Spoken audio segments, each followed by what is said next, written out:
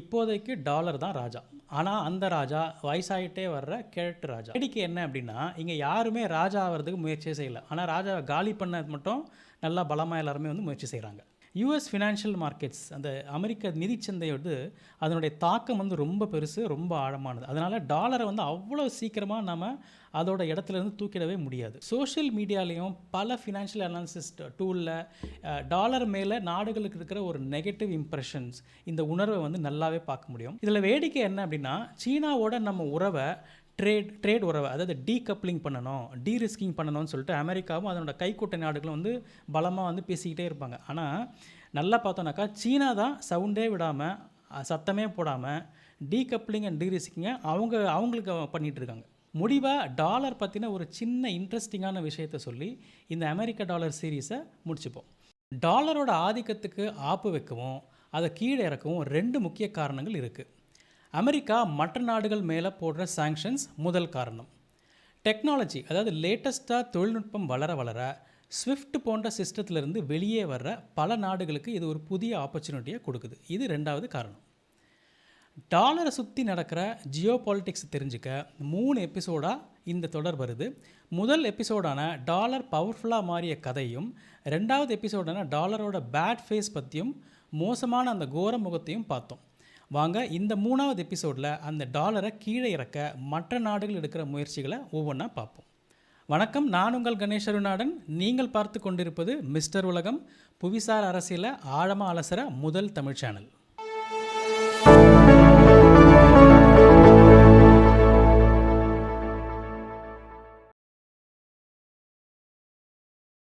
சில நாடுகளோட அமெரிக்கா செஞ்சுக்கிட்ட நீண்ட கால ஒப்பந்தங்களை அமெரிக்க டாலர் பெருசாக நம்பியிருக்கு. அதில் முக்கியமான ஒன்று சவுதியோடு செஞ்சுக்கிட்ட பெட்ரோடாலர் ஒப்பந்தம். இந்த ஒப்பந்தம் அஃபிஷியலாக இந்த வருஷம் ஜூன் 6ஆம் தேதியே எக்ஸ்பயர் ஆகிடுச்சு. ஆனாலும் அப்படியே இன்னும் அன்அஃபிஷியலாக டாலர் ட்ரேட் பெட்ரோடாலராக நடந்துட்டு தான் இருக்குது. எண்ணெய் உற்பத்தி நாடுகளோட அவங்க செஞ்சுக்கிட்ட அக்ரிமெண்ட் படி எண்ணெய் உற்பத்தி வந்து கட்டுப்படுத்துறது, எண்ணெய் உற்பத்தி நாடுகளோட சேர்ந்துக்கிட்டு எண்ணெய் உற்பத்தியில் உலக லெவலில் செல்வாக்கு செலுத்துறது, இப்படி அமெரிக்கா செயல்பட்டுகிட்டே வருது. அதோடு மட்டும் இல்லாமல் எண்ணெய் உற்பத்தி நாடுகள் கொடுக்குற அமெரிக்க டாலர்களை அவங்களுக்கு ட்ரெஷரி பாண்டாக மாற்றி கொடுத்து உலக சந்தையில் அதிகமான டாலரை புழக்கத்தில் விடாமல் ஒரு செக் வச்சுருக்குது அமெரிக்கா. அமெரிக்கா எப்போவுமே பணவீக்கத்தை மற்ற நாடுகளுக்கு ஏற்றுமதி செஞ்சு பொருட்களையும் சேவைகளையும் குறைவான விலைக்கு அவங்களுக்கு இறக்குமதி செஞ்சுக்கிறாங்க அப்படின்றத மெல்லமாக வந்து பல நாடுகள் உணர்ந்துட்டு தான் வருது. டீடாலரைசேஷன் அப்படின்னா என்ன? சிம்பிளாக சொல்லணும்னா, டாலரோட தலையீடு இல்லாமல் உலக நாடுகள் ஒன்றுக்கு ஒன்று ட்ரேட் செய்கிறதுக்கு பேர் தான் டீடாலரைசேஷன். சரி, இப்போ உலக நாடுகள் என்ன மாதிரியான டீடாலரைசேஷன் முயற்சிகள் செய்கிறாங்க ஒவ்வொன்றா பார்ப்போம் வாங்க.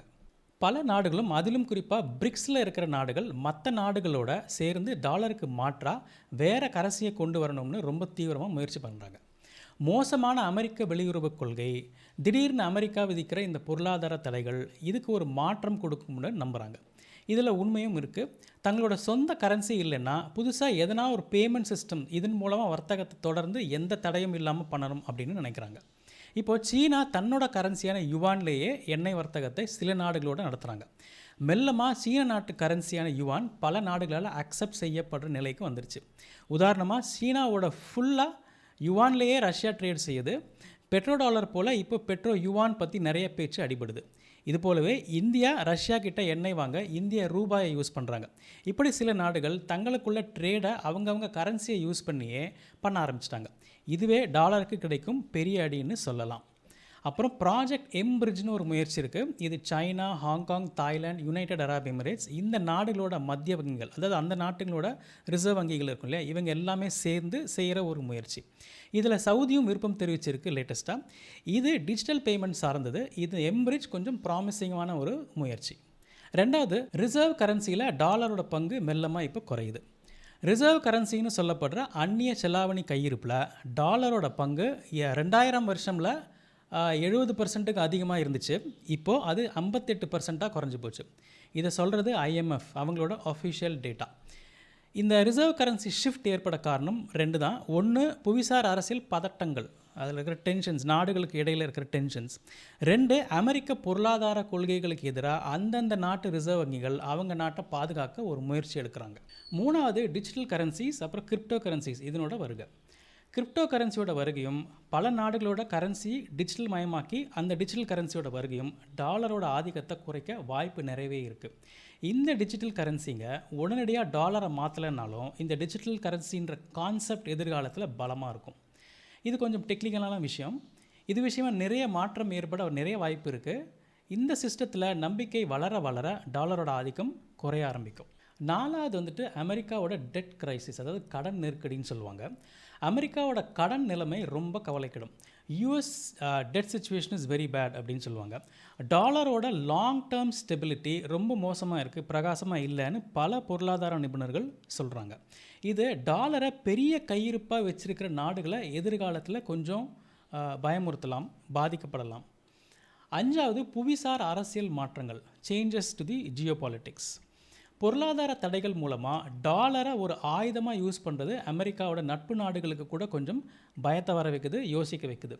இந்த புவிசார் அரசியலில் ஸ்விஃப்ட்டுக்கு மாற்றாக சீனாவோட கிராஸ் பார்டர் இன்டர்பேங்க் பேமெண்ட் சிஸ்டம்னு சொல்லப்படுற சிப்ஸ் மாதிரி ஒரு சிஸ்டம் வர நிறைய காரணத்தை கொடுக்குது. இந்த சிப்ஸ் பேமெண்ட் சிஸ்டம் அமெரிக்க டாலரை யூஸ் பண்ணாத ஒரு சிஸ்டம். ஆறாவது மார்க்கெட் சென்டிமெண்ட். மார்க்கெட்டில் இருக்கிற ஒரு உணர்வு, சோஷியல் மீடியாலேயும் பல ஃபினான்ஷியல் அனாலிசிஸ் டூலில் டாலர் மேலே நாடுகளுக்கு இருக்கிற ஒரு நெகட்டிவ் இம்ப்ரெஷன்ஸ், இந்த உணர்வை வந்து நல்லாவே பார்க்க முடியும். எக்ஸ், அதாவது ட்விட்டர் தளத்தில் இப்படி பல பதிவுகள் வந்து டீடாலரைசேஷன் அப்படின்னு போட்டாலே மிகப்பெரிய அளவில் வந்துட்டு நிறைய டயலாக்ஸும் அங்கே வந்து பெரிய பெரிய கருத்துக்கள் வந்துட்டு பரிமாறுதலும் நடந்துக்கிட்டு தான் இருக்குது. எப்படி ஒரு குளோபல் கரன்சி வந்து ஷிஃப்ட் நடக்கும், எப்படி ஒரு குளோபலாக வந்துட்டு இன்னொரு கரன்சிக்கு ஷிஃப்ட் நடக்குமா அல்லது வந்து வேறு மாதிரியான ஒரு சிஸ்டம் வருமா அப்படின்றத பற்றி நிறைய அங்கே வந்து வாதங்கள் விவாதங்கள் எல்லாம் நடந்துட்டு தான் இருக்குது. ஆக டாலர் கண்டிப்பாக வந்து ரீப்ளேஸ் செய்யப்படும் அப்படின்னு ஒரு மாதிரி நமக்கு தெரிஞ்சாலும் அது எப்போ நடக்கும்? ஓகே, டாலரோட ஆதிக்கம் இன்னும் தெளிவாக இருந்துட்டு தான் இருக்குது. ஏன்னா பெரும்பாலான வர்த்தகம் ப்ரைஸிங், அதாவது விலை நிர்ணயம் சொல்லப்படுற அந்த கூட்ஸுக்கான என்ன ப்ரைஸிங் வைக்கிறது, அப்புறம் ஃபாரின் ரிசர்வ் ட்ரேடிங் எல்லாமே இன்னும் டாலரில் தான் நடக்குது. யூஎஸ் ஃபினான்ஷியல் மார்க்கெட்ஸ், அந்த அமெரிக்க நிதிச்சந்தையோடு அதனுடைய தாக்கம் வந்து ரொம்ப பெருசு, ரொம்ப ஆழமானது. அதனால் டாலரை வந்து அவ்வளோ சீக்கிரமாக நம்ம அதோட இடத்துலேருந்து தூக்கிடவே முடியாது. டாலர்லேருந்து விலகிறது, அதாவது அது நடந்தால் படிப்படியாக தான் இருக்கும். யூரோ அல்லது சீன நாட்டு பணமான யுவான் வேகமாக வளரலாம், ஆனால் டாலரோட பங்கை மாற்றுறதுக்கு இன்னும் மெனக்கெடணும் அப்படின்றது தான் உண்மை. பொருளாதாரத்தை ஒரு சுழற்சி மாதிரி மாற்றலாம். திடீர்னு ஏதாவது பொருளாதார நெருக்கடியாக உலக அரசியலில் பெரிய ஒரு நெருக்கடி, போர் அப்படிலாம் வந்தது அப்படின்னா புதுசாக ஒரு பேமெண்ட் சிஸ்டம்க்கு மாறுறதையோ அல்லது புதுசாக இன்னொரு நாட்டு கரன்சியை யூஸ் பண்ணுறதையோ பல நாடுகள் வந்துட்டு ஒரு ரிஸ்க் காரணமாக வந்து தவிர்ப்பாங்க. இது வந்து ஒரு டாலருக்கு இருக்கிற ஒரு அட்வான்டேஜ். இப்போதைக்கு வந்து அதை மாற்ற முடியாது அப்படின்றது சொல்லலாம். இந்த ரிஸ்க் தான் டீடாலரைசேஷன் முயற்சிகளுக்கு ஒரு பெரிய சறுக்களை கொடுக்கலாம். டாலர் எதிர்காலத்தில் கண்டிப்பாக ரீப்ளேஸ் செய்யப்படும் தான். ஆனால் எந்த கரன்சி அதை ரீப்ளேஸ் செய்யும்? ஓகே, ஃபஸ்ட்டு யூரோ ரீப்ளேஸ் பண்ணணும்னு சொன்னாங்க, ஆனால் அது நடக்கலை. ஏன்னா யூரோவோட ஸ்டெபிலிட்டி இன்னும் உறுதி செய்யப்படலை. பல காலமாக ஜப்பான் நாட்டு பணமான என் ரீப்ளேஸ் பண்ணணும்னு சொன்னாங்க, அதுவும் நடக்கலை. ஏன்னா ஜப்பான் எப்போவுமே தன்னுடைய அந்த பணத்தை வந்துட்டு குறைவான மதிப்பாக தான் வச்சுருக்கோம். அந்த எக்ஸ்போர்ட்ஸ்ன்னு சொல்லப்படுற அந்த இறக்குமதியை வந்துட்டு அவங்க அதிகப்படுத்துறதுக்காக அதை அப்படியே அவங்க வேணும்னே அதை செஞ்சுட்டே தான் இருப்பாங்க. அதே சமயம் ஜப்பானோட பொருளாதாரம் பார்த்திங்கனாக்கா ஒரு 20 வருஷமாக அப்படியே ஒரு தேக்க நிலையில் தான் இருக்குது. அது வளரவும் இல்லை, இறங்கவும் இல்லை, அப்படியே ஒரு மாதிரி மந்தமான ஒரு நிலையில் இருக்குது. அப்படின்றதுனால ஜப்பானோட எண்ணுக்கு மிகப்பெரிய ஒரு மவுசு இல்லை. சீன நாட்டு பணமான யுவான் ரீப்ளேஸ் பண்ணுமா? இதுக்கு பதில் இன்னும் சரியாக தெரியல அப்படின்னு தான் சொல்லணும். சீன அரசியல்லையும் பொருளாதார அமைப்புகள்லையும் ஒரு வெளிப்படைத்தன்மை இல்லை அப்படின்றது ஒரு பரவலான குற்றச்சாட்டு. யுவான் முழுசாக மாற்ற முடியாது, அதாவது ஃபுல் கன்வெர்ட்டபிலிட்டி அப்படின்னு சொல்கிறது யுவானில் இல்லை. இதுவும் அதுக்கு இருக்கிற ஒரு மைனஸ் பாயிண்ட். செகண்ட், சில நாடுகளோட தேசிய பொருளாதார கொள்கையும் அவங்களோட உலகளாவிய பொருளாதார கொள்கைக்கும் இடையே பல முரண்பாடுகள் இருக்கிறதுனால இந்த காரணத்துக்காகவே இந்த நாடுகள் தங்களோட பணத்தை ரிசர்வ் கரன்சியாக மாற்றுறதுக்கு கூட தயங்குறாங்க. சரி, டீடாலரைசேஷன் முயற்சிகளில் இது வரைக்கும் என்னென்ன மாதிரியான முயற்சிகள் வெற்றி பெற்றிருக்கு அப்படின்றத பார்ப்போம். சீனா உலகத்தோட ஒரு மிகப்பெரிய உற்பத்தி நாடு, அதாவது manufacturing hub of the world. அதனால் பெரிய வர்த்தகம் செய்கிற நாடு கூட சீனா தான். முதல்ல அவங்களோட சொந்த பணமான யுவான் டாலரை விட அதிகமாக சர்வதேச வர்த்தகத்திற்கு பயன்படுத்தி அவங்க சாதனை பண்ணியிருக்காங்க. அதாவது அவங்க ட்ரேட் பண்ணது அதிகமாக வந்து யுவானில், அதாவது சாதனை. இதுக்கு முக்கியமான காரணமாக சீனாவுக்கும் ரஷ்யாவுக்கும் நடுவில் அசுரத்தனமாக வளர்ந்து வர்ற அந்த ட்ரேடை வந்து சொல்லலாம். அதுக்கான ஒரு சின்ன சாம்பிள் டேட்டா இது. லாஸ்ட் குவார்ட்டரில் கடந்த குவார்ட்டரில் சைனாவோட கிராஸ் பார்டர் டிரான்சாக்ஷனில் 49% யுவானை பயன்படுத்தியிருக்காங்க. யுவானை வச்சு நடந்த சர்வதேச பேமெண்ட்ஸ் போன வருஷத்தில் 11% அதிகமாகி $1.51 ட்ரில்லியன் வந்துட்டு பண்ணியிருக்காங்க. அதே நேரத்தில் டாலரில் நடந்த சர்வதேச பேமெண்ட்ஸ் போன வருஷத்தில் 14% குறைஞ்சு $1.4 ட்ரில்லியன் கொஞ்சம் குறைஞ்சிருக்கு. இதில் வேடிக்கை என்ன அப்படின்னா, சீனாவோட நம்ம உறவை ட்ரேட் உறவை, அதாவது டீகப்ளிங் பண்ணணும், டீரிஸ்கிங் பண்ணணும்னு சொல்லிட்டு அமெரிக்காவும் அதனோட கைக்கூட்டை நாடுகளும் பலமாக பேசிக்கிட்டே இருப்பாங்க. ஆனால் நல்லா பார்த்தோன்னாக்கா சீனா தான் சவுண்டே விடாமல், சத்தமே போடாமல் டீகப்ளிங் அண்ட் டீரிஸ்கிங்கை அவங்களுக்கு பண்ணிகிட்ருக்காங்க. சரி, இதெல்லாம் வச்சு பார்க்கும்போது இப்போதைக்கு டாலர் தான் ராஜா. ஆனால் அந்த ராஜா வயசாகிட்டே வர்ற கிழட்டு ராஜா. ராஜாவுக்கு பின்ன இளவரசர் அடுத்த ராஜாவாக வருவார். ஆனால் அந்த கதை இங்கே உடனே நடக்க வாய்ப்பு இல்லை. சில நாடுகளில் ராஜா செத்தப்புறமா சில குழப்பங்கள் நீடிக்கும். அப்போ பல உள்நாட்டு சதிகள், பல உள்நாட்டு போர் இதெல்லாம் நடக்கும். பல பேர் ராஜாவாக ஆகிறதுக்கு முயற்சி செய்வாங்க. அதுதான் இங்கே டாலர் விஷயத்தில் நடக்குது. ஆனால் இங்கே வேடிக்கை என்ன அப்படின்னா, இங்கே யாருமே ராஜா ஆகிறதுக்கு முயற்சியே செய்யலை. ஆனால் ராஜாவை காலி பண்ண மட்டும் நல்லா பலமாக எல்லாருமே முயற்சி செய்கிறாங்க. அப்படின்னா டாலர் தர்ற ட்ரேட் அட்வான்டேஜையும் ஜியோ பொலிட்டிக்கல் அட்வான்டேஜையும் அமெரிக்கா இன்னும் சில காலம் அனுபவிக்கும். தேவையில்லாத போர்களை செய்யாமல் உலக அமைதிக்கு அமெரிக்கா துணை போனால் அவங்க பணமான டாலர் இன்னும் இருக்கட்டுமே அப்படின்னு தான் பல நாடுகளும் நினைப்பாங்க. ஆனால் அதை இன்னும் நடக்க போகிறதில்லைன்றது எல்லாருக்குமே தெரியும். முடிவாக டாலர் பற்றின ஒரு சின்ன இன்ட்ரெஸ்டிங்கான விஷயத்தை சொல்லி இந்த அமெரிக்க டாலர் சீரீஸை முடிச்சுப்போம்.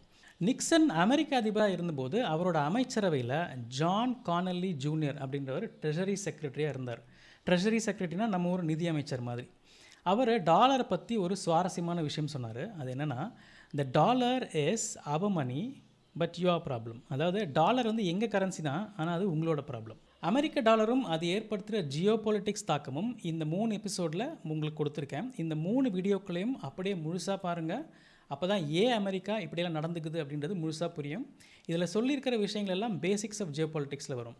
உலகத்தில் நடக்கிற விஷயங்களை எல்லாம் செய்திகளாக தராமல் அது நடக்குதுன்னு புரிய வைக்கிறது தான் மிஸ்டர் உலகம் சேனல். ஜியோ பாலிட்டிக்ஸ்னு சொல்லப்படுற புவிசார் அரசியலை பற்றி ஆழமாக தெரிஞ்சுக்க நம்ம சேனலை சப்ஸ்கிரைப் பண்ணுங்கள். இந்த வீடியோ உங்களுக்கு பிடிச்சிருந்தா லைக் பண்ணுங்கள். உங்களோட கருத்துக்களை மறக்காமல் கமெண்ட்டாக பதிவு பண்ணுங்கள். நன்றி.